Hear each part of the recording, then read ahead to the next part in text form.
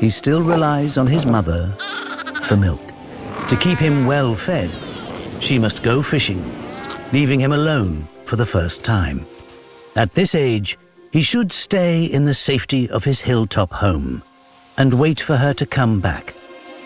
But curiosity gets the better of him. This is the first major milestone in his life.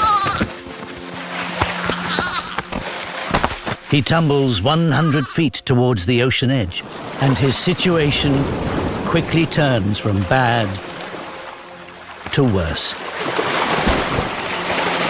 He's too young to tackle the rough seas alone, and his fur won't be waterproof for another 2 months. He's at the mercy of Mother Nature.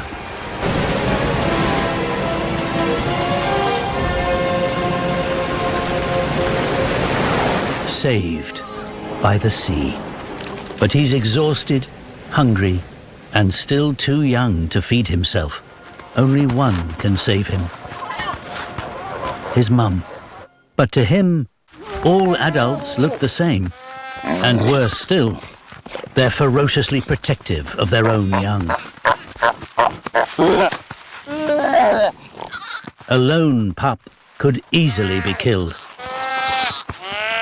He remembers his mother's unique call.